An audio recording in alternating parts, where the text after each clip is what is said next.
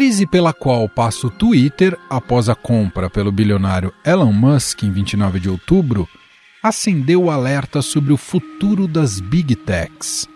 O resultado dessa aquisição foram milhares de demissões, algumas delas que partiram dos próprios funcionários que não aceitavam o regime de trabalho imposto pelo sul-africano. E o Twitter fechou temporariamente os escritórios hoje, depois que os funcionários receberam, um e-mail dizendo que serão demitidos. Trabalhadores já se organizam para processar o bilionário Elon Musk, novo dono da rede social.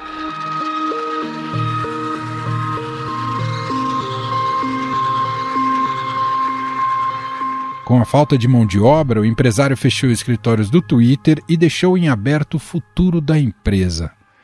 A incerteza da continuidade do Twitter fez milhões de pessoas irem atrás de novas redes sociais. No Brasil, a mais procurada foi a Indiana Cool, que, é óbvio, virou alvo de vários trocadilhos por parte dos brasileiros. Inclusive de influencers como o youtuber Felipe Neto. Para quem não sabe, a nova rede social, KOO, o Cu. É só você entrar lá, você pode curtir tudo que eu tenho no meu cu, você pode mandar meu cu para todo mundo e, inclusive, você pode dar recu nas coisas que eu postar lá. A verdade é que o Twitter atravessa um momento delicado financeiramente, com o pessimismo do mercado de que a empresa conseguirá arcar com suas dívidas. Além disso, com a nova política de Elon Musk de não moderar o que é falado na plataforma, fez com que grandes anunciantes pausassem os anúncios, o que vai prejudicar a receita de cerca de 5 bilhões de dólares que a companhia recebe com publicidade. Mas essa situação não é exclusividade do Twitter.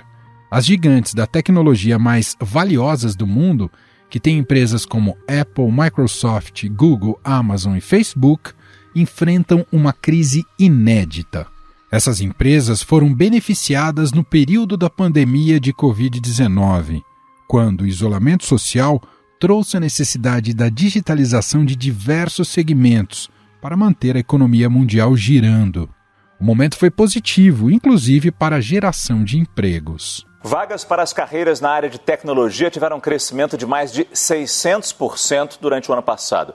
A pandemia fez com que muitas empresas migrassem para o digital e isso aqueceu o mercado de trabalho.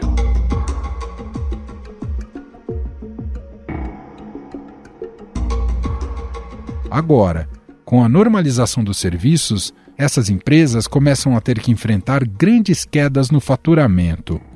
A Meta, que comanda o Facebook, Instagram e WhatsApp, demitiu 13% da força de trabalho em 9 de novembro, totalizando 11 mil pessoas, o maior corte da história de uma Big Tech. E o mercado financeiro está em alerta para um setor que até então desconhecia a palavra crise, o das startups de tecnologia.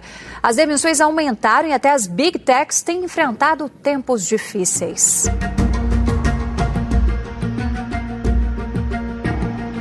Neste mês, a varejista Amazon iniciou os cortes de 10 mil funcionários, cerca de 3% da companhia americana, e planeja mais uma rodada em 2023. Outras demissões ocorreram também na Netflix e no Snapchat nos últimos meses.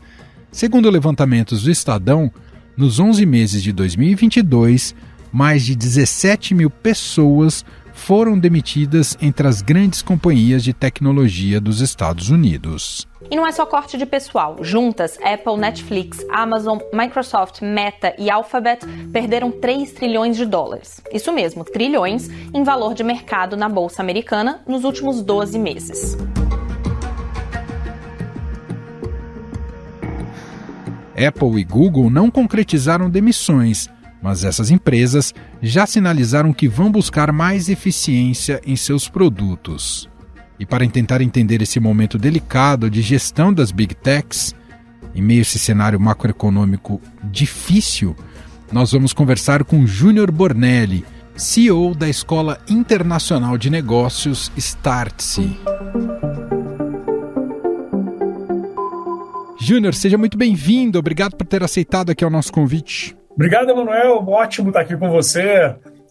Obrigado aí a todos que estão nos ouvindo. Sempre um prazer.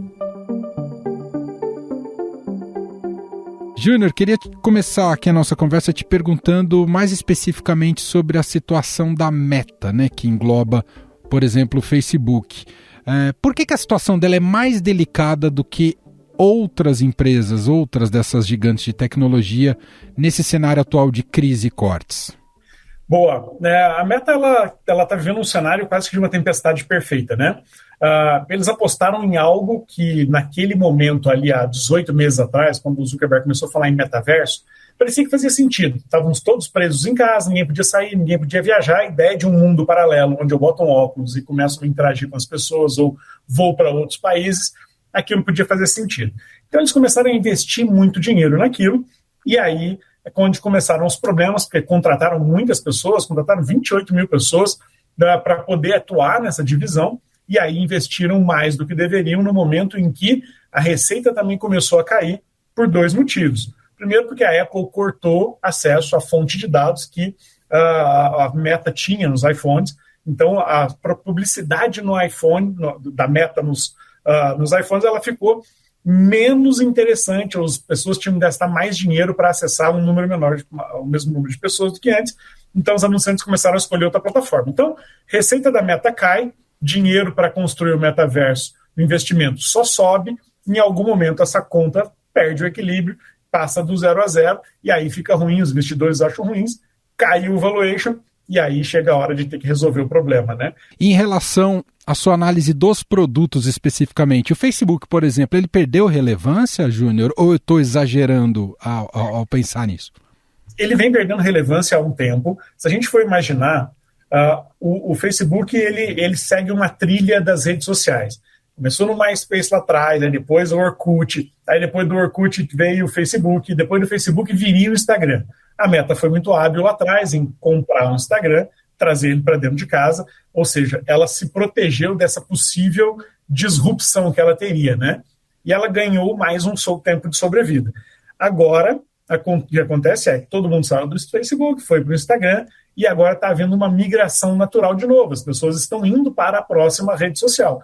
Muitos deles indo para o TikTok, alguns agora aposta que muitos deles talvez vão para o Twitter, quando o Twitter chegar no seu novo formato que o Elon Musk tanto promete, mas sim, o Facebook vem perdendo engajamento, vem perdendo usuários, vem perdendo receita de publicidade, e este é um dos grandes problemas, né? A receita do Facebook é de 97% ligada à publicidade. Ela é dependente de uma única fonte de receita, e isso coloca a empresa em uma dificuldade grande. Você nos deu um gancho importante ao introduzir aqui o Twitter na nossa conversa. Está passando por esse momento também de incertezas e de turbulências. Como é que você observa o futuro do Twitter sob o Elon Musk, sobre o comando do Elon Musk? A gente vai ver agora, vai ter uma resposta clara se o Elon Musk é um gênio ou se ele é realmente um maluco, né? Não tem meio termo nessa história, porque pegar uma empresa que tinha 7.500 pessoas, demitir 4.900, significa que ou tinha muita coisa errada, ou ele realmente é um mago que pega o negócio e transforma aquilo em ouro. O Twitter está num espaço interessante de tempo, onde ele pode ocupar um vazio que está sendo deixado pelo Facebook. Ele pode se colocar como a nova rede social. O Elon Musk já prometeu várias mudanças. Não vai ser mais limite de caractere, vai impulsionar mais vídeos, vai fazer com que fotos sejam mais distribuídas. Enfim, um monte de mudanças que ele promete fazer lá. Então tem um espaço interessante que ele pode ocupar, que está sendo deixado pelo Facebook, que hoje o Twitter ocupa, o TikTok ocupa esse espaço, mas o Twitter pode estar entrando ali nesse jogo, lembrando sempre que o Twitter ele é apenas a 16ª maior rede social do mundo. Só para a gente ter uma noção de quanta coisa existe ainda, a gente não sabe, mas a gente está sempre presa nessas que são as principais, pelo menos que a gente interage aqui no Brasil, que a gente usa.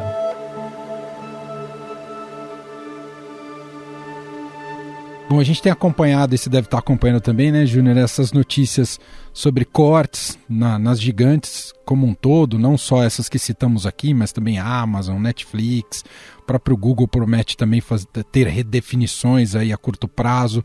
Enfim, eu queria te perguntar sobre qual o tamanho da solidez dessas empresas que crescem muito rápido, mas elas podem sucumbir na mesma medida em que cresceram? Esse é um ponto interessante, porque a gente está vendo acontecer agora, é retrato daquilo que foi plantado em 2008, 2009 principalmente. as grandes demissões que aconteceram nas principais startups, essas startups nasceram ali logo depois daquela crise, 2008, 2009, 2010, você pode olhar as que mais demitiram, talvez tenham nascido ali. E a gente tem, pelo outro lado, um contexto de solidez das mais antigas. Você tem Apple e Microsoft, que parecem que estão num outro estágio, onde nada acontece, nada abala, nada atinge, porque são empresas que nasceram com uma diferença. Elas nasceram lucrativas desde o primeiro dia. São empresas que muito rápido foram autossustentáveis. Uma nasceu em 75, a outra em 76, o IPO delas foi muito cedo, foi muito rápido, então elas já se mostraram empresas muito sólidas muito rápido. O que a gente viu nas outras empresas de tecnologia que vieram depois é uma necessidade muito grande de capital para que elas pudessem crescer, sem se preocupar com a rentabilidade, com o lucro. E o que a gente está vendo agora é o preço de tudo isso. Não existe, assim, a gente pode imaginar o que a gente quiser, mas não existe empresa que não dê lucro. Em algum momento essa conta chega, e essa conta chegou para muitas dessas companhias. Então, aquelas que lutaram durante muito tempo para conseguir construir bases enormes de clientes, como a Netflix, que você citou, mas que não conseguiram se rentabilizar ou se manter autossustentáveis, estão tendo um problema agora. E quando elas têm esse problema, elas começam a cortar por onde é mais fácil. Onde é mais fácil? Pessoas. É o mais óbvio, né? De cortar pessoas. Eu vejo no de mês seguinte a diferença na conta quando eu corto gente, quando eu demito. Então talvez seja esse o ponto. Mas velocidades, sempre tem uma máxima que diz que sempre que há uma exponencial para cima, existe uma exponencial para baixo. Sempre quando alguém cresce muito, alguém cai muito. Então, nesses momentos, a gente vê que o mercado ele vai se reequilibrando de alguma maneira. Mas você imagina elas perdendo poder e influência, Júnior, ou é só uma reacomodação? Eu acho que dá para dividir essa crise em 3 empresas com 3 exemplos diferentes. A gente pega ali, por exemplo, vamos começar nas demissões que aconteceram na Amazon. 10 mil pessoas demitidas na Amazon, claro que pelas pessoas é uma tragédia, mas é 3% da força de trabalho da Amazon. Não existe uma crise na Amazon. O que existe na Amazon é um reajuste em relação ao mercado. Comprou-se muito durante a pandemia no online, precisou de contratar muita gente para dar conta daquele volume. O volume de online diminuiu um pouco agora, está se ajustando ao que vai ser a realidade, reajusta a folha e o tamanho de pessoas na Amazon. Então ali não existe uma crise, existe uma adequação ao mercado. Você tem o cenário 2, onde é a Meta, Facebook. Ali existe uma prevenção a uma grande crise.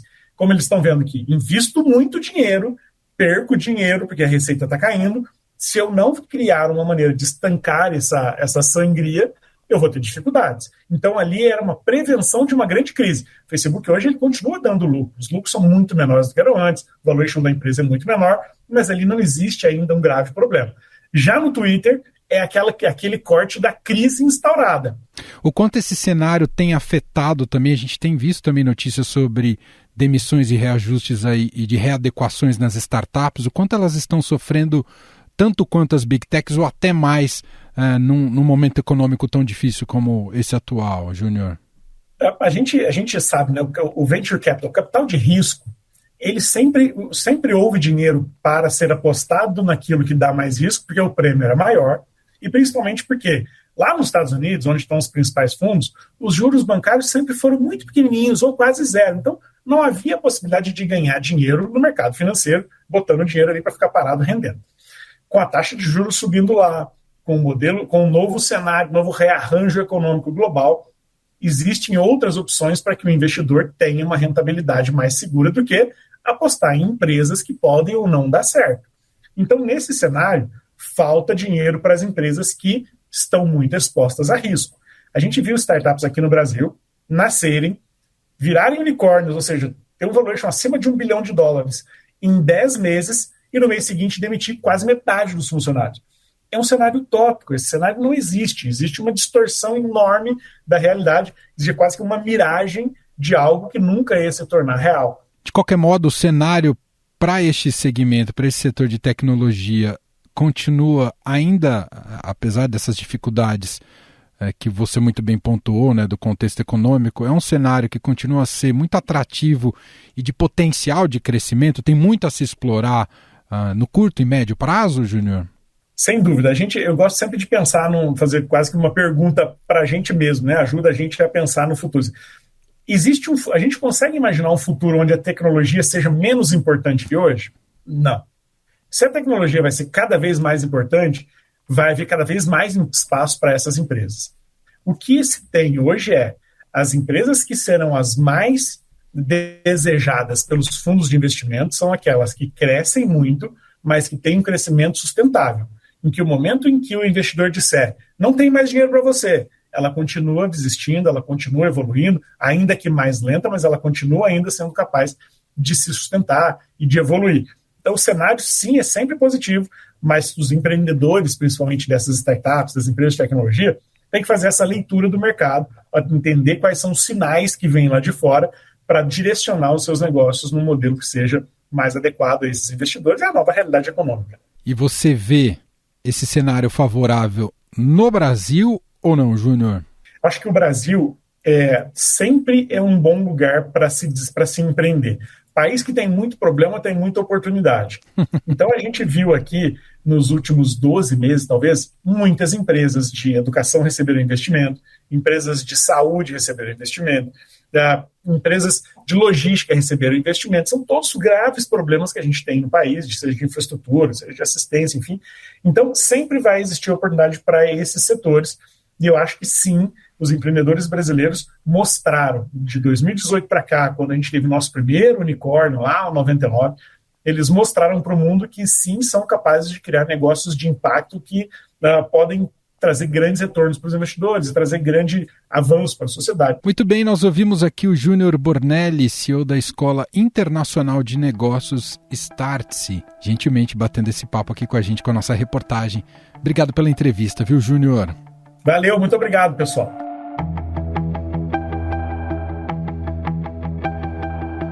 Apesar de todos esses problemas, analistas do mercado acreditam que o setor de tecnologia ainda tem espaço para crescer e se recuperar, principalmente por causa da inovação nas áreas de computação em nuvem, 5G, cibersegurança, inteligência artificial e eletrificação da economia. Até agora, a evolução da internet móvel já nos permitiu fazer ligações, enviar mensagens e assistir filmes e ouvir músicas em streaming. Já a tecnologia 5G promete a possibilidade de criar cidades inteligentes, com veículos controlados por sinais de satélites, por exemplo. Para o mercado, os nomes fortes desse segmento continuam sendo Apple e Microsoft. Essas empresas têm receita diversificada, apostando em dispositivos e serviços, no caso da dona do iPhone, e em nuvem, redes sociais e games, no caso da Microsoft. Afinal, o que está ocorrendo com as Big Techs? Por que as empresas que contam com um número gigantesco de clientes estão sofrendo financeiramente? De que maneira o contexto econômico global afeta o desempenho delas? Sobre este assunto, vamos conversar com Lucas Desordi, professor do curso de Economia da PUC Paraná.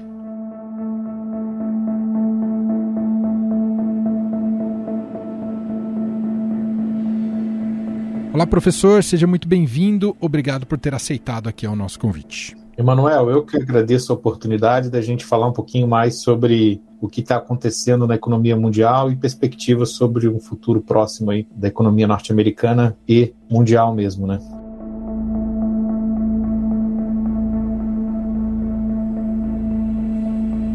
O volume de cortes, né, a gente tem acompanhado aí o noticiário, professor, o volume de cortes, de demissões nessas empresas de tecnologia, nessas gigantes de tecnologia, impressiona muito. E eu queria começar a nossa conversa te perguntando, isso tem mais relação com o modelo de negócio dessas empresas, o segmento em que elas atuam, ou tem mais a ver com o contexto econômico global?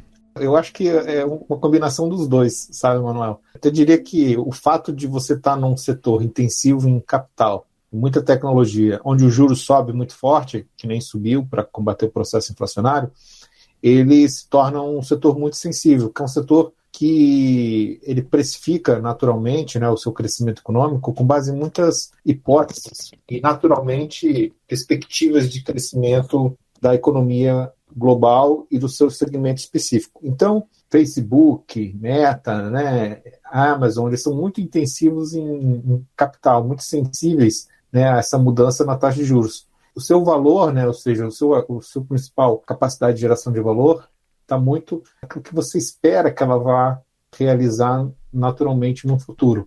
Como o futuro ficou mais incerto, né, até mesmo com a recessão da economia norte-americana, então um componente também do cenário internacional fez com que as empresas mudassem o seu ritmo de contratação e naturalmente passassem a demitir, que nem você muito bem comentou. O senhor comentou até no início, na sua apresentação, sobre os Estados Unidos. Quase todas essas empresas têm sede ali nos Estados Unidos.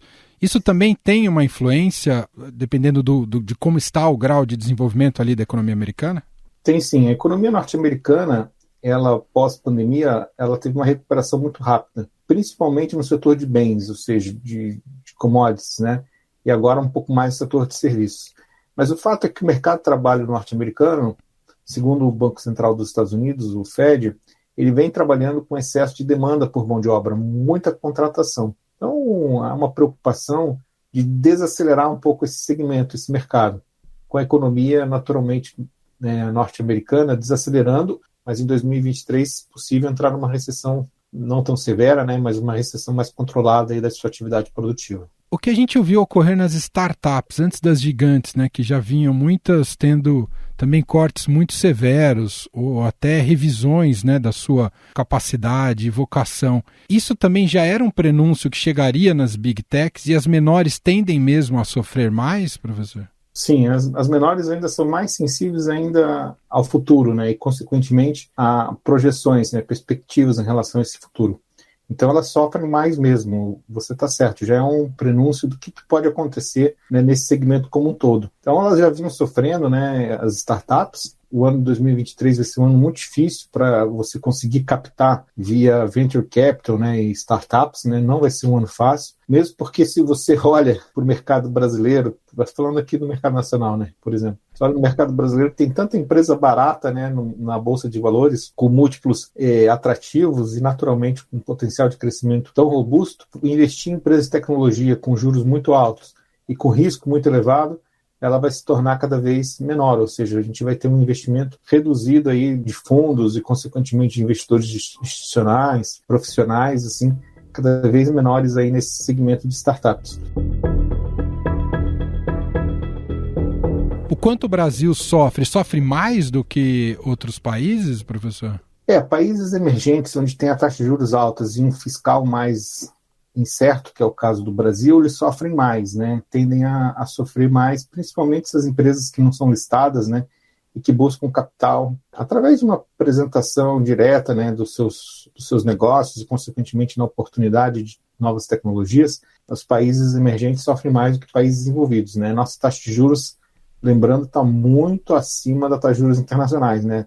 Então, a gente sofre mais, sim. Tem mais restrição a crédito, mais restrição a capital, a maior dificuldade para crescimento econômico.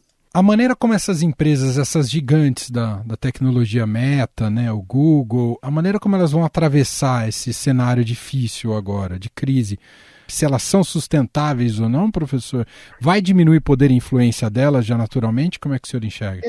Eu acho que sim, né? Eu acho que, por exemplo, né, o crescimento do online vai diminuir bastante, né, em virtude que foi um salto muito grande no período pandemia, né? Estão surgindo mais concorrentes, né? A tecnologia está mudando muito. Você viu o TikTok, né? Como ele desbancou bem o Instagram, né? E paralelamente, assim, que a gente vê nesse segmento, as propagandas também estão diminuindo, né? Estão reduzindo também, né, o nível de propagandas e, consequentemente, de anúncios, né? De ofertas, né? É um segmento assim que tende a se ficar menos monopolizado, eu acredito. A tecnologia ela vai criar mais concorrentes, ou seja, e as margens tendem a diminuir, né? Então esse próximo ano aí para essas empresas vai ser um ano bem desafiador, com margens menores e naturalmente com uma concorrência maior aí nesses segmentos aí que você comentou. Agora, olhando até a longo prazo para o Brasil, já que a gente está começando com um novo governo, o senhor vê potencial para o Brasil nesse segmento a longo prazo?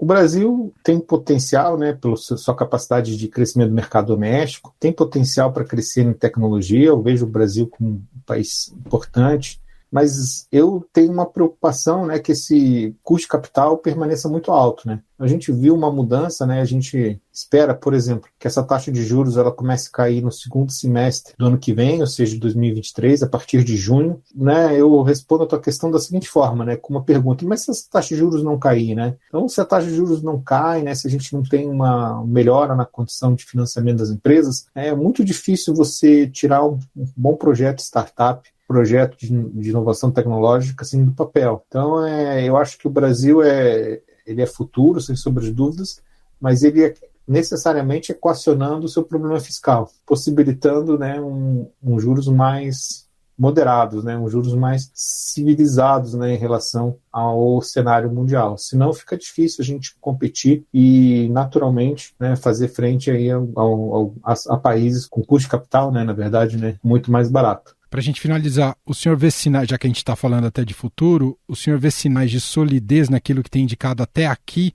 o futuro governo petista? Eu confesso que para mim ficou mais sinal de incerteza, né?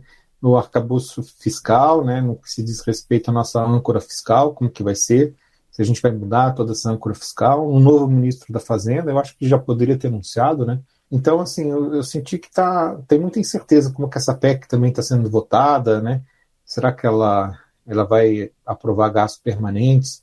Então, acho que tem muita incerteza, né, com a PEC de transição e, naturalmente, né, com o novo arcabouço fiscal, que ainda faz o mercado estarem pressionando muito essa taxa de juros, operando com um câmbio mais elevado e dificultando o ambiente de negócio das empresas. O que eu quero dizer é que essa incerteza fiscal, que eu acho que o governo Lula eleito tem todas as condições de minimizar isso e de eliminar essa incerteza, é muito tóxico para o ambiente de negócio das empresas de tecnologia. Muito tóxico mesmo, né? E isso me deixa preocupado e eu vejo mais incerteza do que certezas em relação a esse ponto fiscal do Brasil tão importante. Muito bem, nós ouvimos aqui a análise de Lucas Desordi, professor de economia do curso de economia da PUC Paraná, gentilmente aqui atendendo a nossa reportagem, a nossa produção. Professor, muito obrigado pela conversa, um abraço e até a próxima. Obrigado, eu que agradeço. Estadão Notícias. E este foi o Estadão Notícias de hoje, terça-feira, 29 de novembro de 2022. A apresentação foi minha, Emanuel Bonfim. Na produção, edição e roteiro, Gustavo Lopes, Jefferson Perleberg e Gabriela Forte. A montagem é de Moacir Biasi. Escreva pra gente no e-mail podcast@estadão.com. Um abraço para você e até mais.